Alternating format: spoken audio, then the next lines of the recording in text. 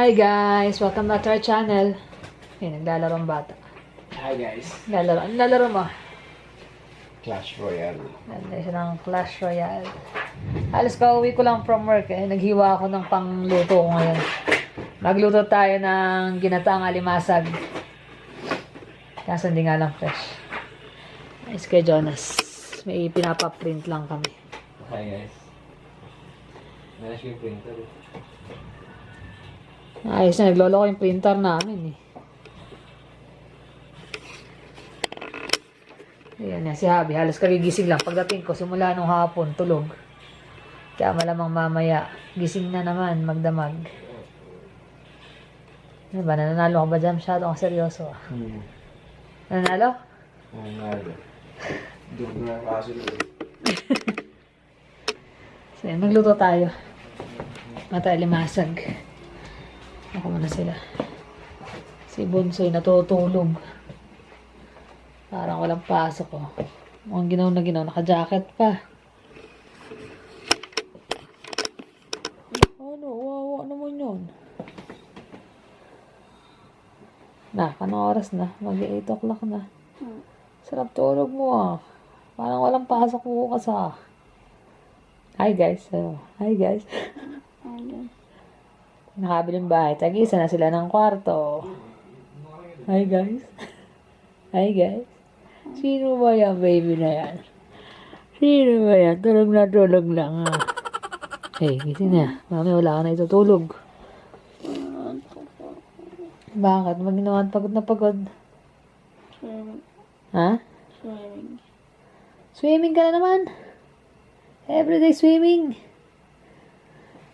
Ayan, mga laruan ni Bonsoy. Hindi na yung picture nila noon sa Pilipinas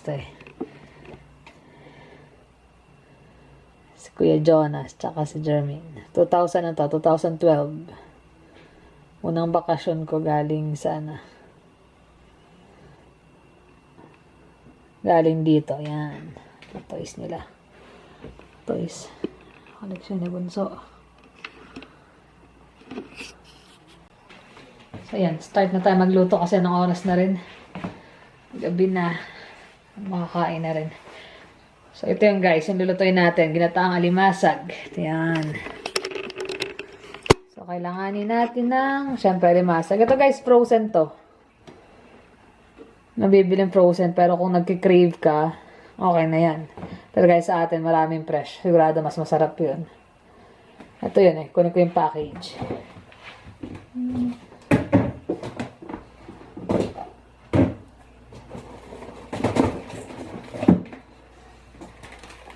Ito yan. Frozen crab. Nabibili ito sa TNT, sa Hong Kong, sa mga Oriental store.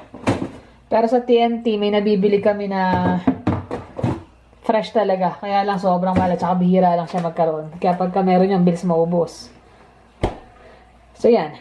Kailangan natin ng alimasag, sitaw, kalabasa, ginger, onion, at saka garlic.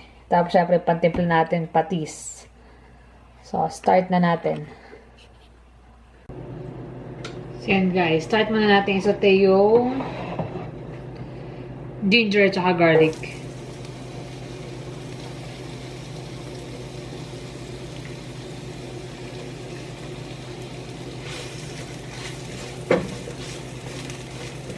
Sa atin talagang masarap yung yung gantong alimasag kasi sariwa.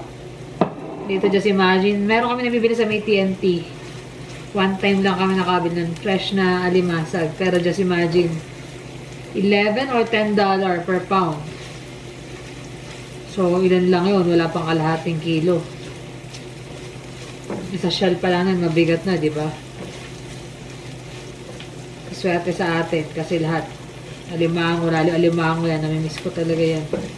Dito wala kaming nabibiling alimango. Meron dito ibang klase ng crab, pero hindi ko masyadong gusto. Iba pa rin yung alimango sa atin.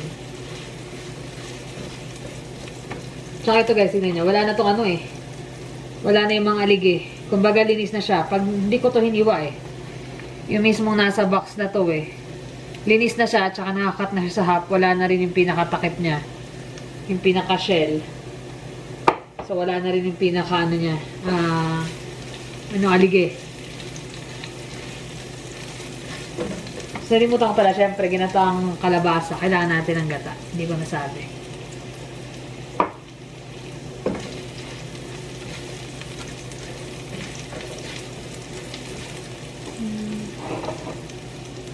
Tapos yung onion, lagyan na rin natin. Medyo matagal ako hindi nakapag-cooking. Medyo busy-busy kasi may mga inaasikaso pati.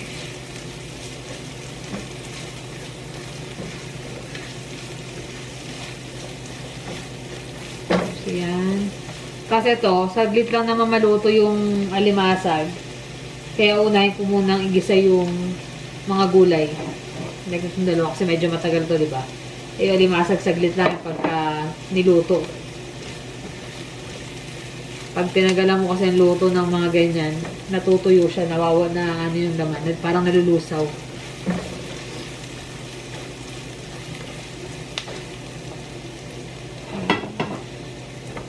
Yan natin sitaw. Kasi medyo matigas yung sitaw. Hindi gaya ng sitaw dyan sa atin, mabilis maluto.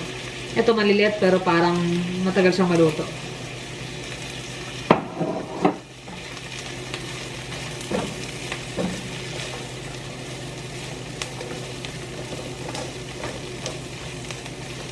So, yan lang ng konti na maluto bago natin dagdag yung kalabasa. So, yan. Ilagay na natin yung kalabasa.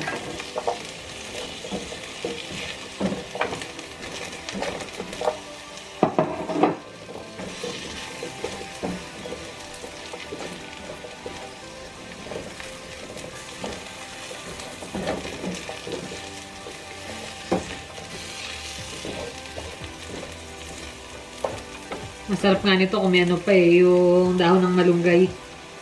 Kaya lang bihira makabili, tapos ang mahal pa. Nasa ano yun? $5 isang bag. Samantalang sa at sa Pilipinas, pipitasin mo lang sa gilid o manghihingi ka lang sa kapitbahay. So yun, lagyan na natin yung alimasag.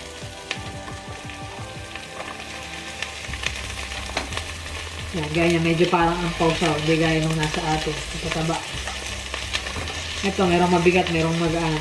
So that means medyo ampaw siya. Pero pwede na.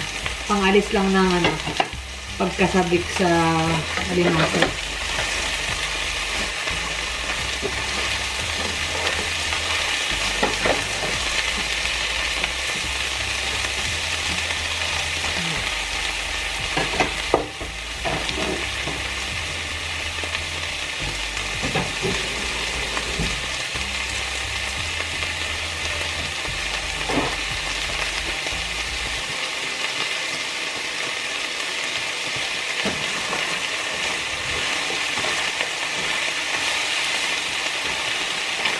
Maamoy na siya.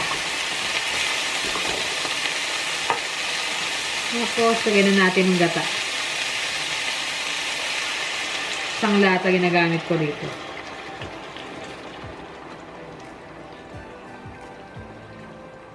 Then, timpla natin ng patis.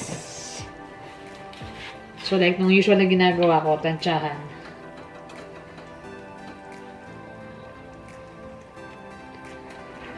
Depende sa inyo. Kasi pwede ko sabihin na lagyan nyo ng ganito karami. Tapos, para sa inyo maalat. So, might as well. Mas maganda kung depende sa alat na gusto nyo. Kasi lahat tayo, iba tayo ng preference pagdating sa ganyan. Then ito, naglalagay din pala ako ng magic sarap dito sa ginataang alimasag.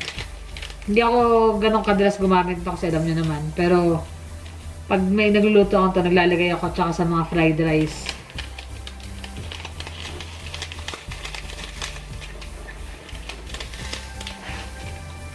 Tapos yung sili, lagyan natin mamaya para magkaroon na siya ng konting anghang. So for now, i-cover lang siya.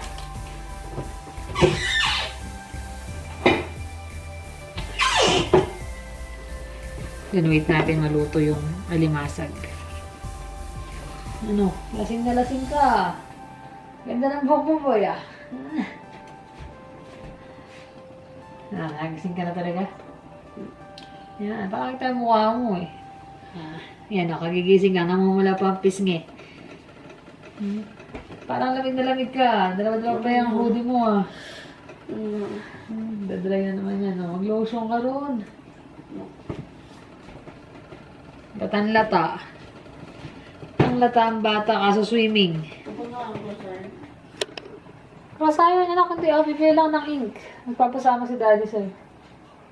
Bibili sa'yo ng ink. Naubusan ng ink. Ewan ko ba? Pakamahal ng ink dito ng printer. Niloloko lang ni kuya mo. Kaya pala gumising. Kaya pala siya gumising. Sabi ng kuya niya, pupunta lang ng cross iron sa mall. Hindi niya alam, dyan lang at bibili lang ng ink sa printer kasi nga may mga kailangan i-print. Kabibili lang nun tapos nakailang gamit lang.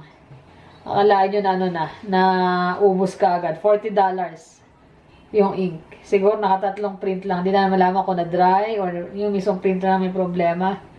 Pero tinatry ni Jonas i-fix, ayaw talaga eh. So tatry bumili ng ink. Nanak? Kaya yun, yung bata, tumayo kasi akala ko si Jermaine eh.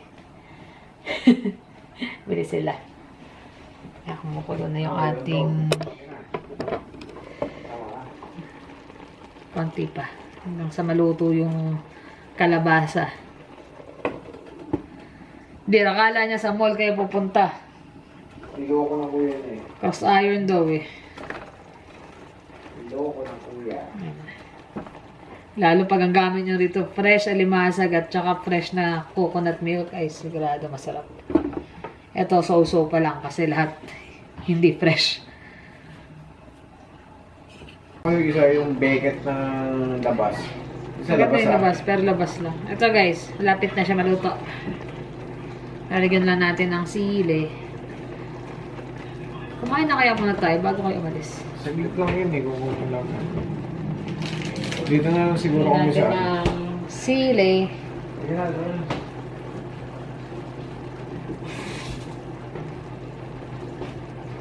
Binibreak ko lang siya sa kalahati.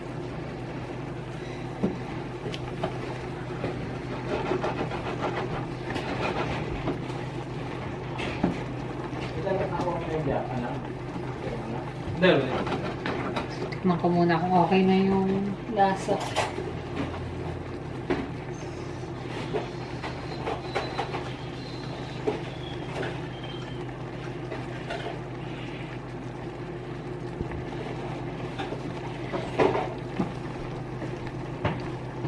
Dagdag pa tayo ng konting patis.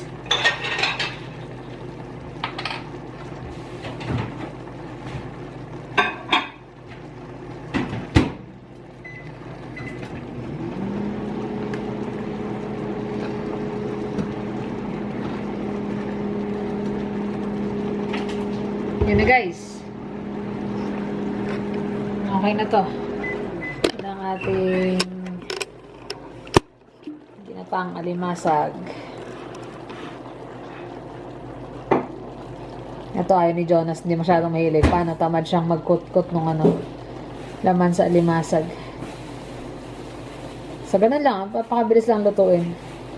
Actually, kaya hindi lang niluto ko kasi siyempre gaya sa work, hindi na ako nakapag to na, ayun, kumakain ko nakakain mo, huling-huli. Biscuit. Kasi ayaw kumain, kasi alimasag ang ulam. Alis na sila. Ito na ng truck para maayos ko yung part. Okay, ingat. Sige. Ayun na guys, ang ginataang alimasag. Ready nang kumain ng hapunan. Oh, Jeremy, nandito ka pala. Akala ko kayo ni Daddy ang umalis. Alam na tayo sa kanila. Hindi pala sumama sa Jermaine. Si kuya lang niya ang natuloy, tsaka si Daddy niya. Paalam ka na sa kanila. Lalata-lata. Paano? Paano yung swimming? Tagalata nag-swimming eh. Yung buhok mo, sabog-sabog. Antok na antok lang eh. Hirap na hirap sa kaso swimming eh. Papapayat?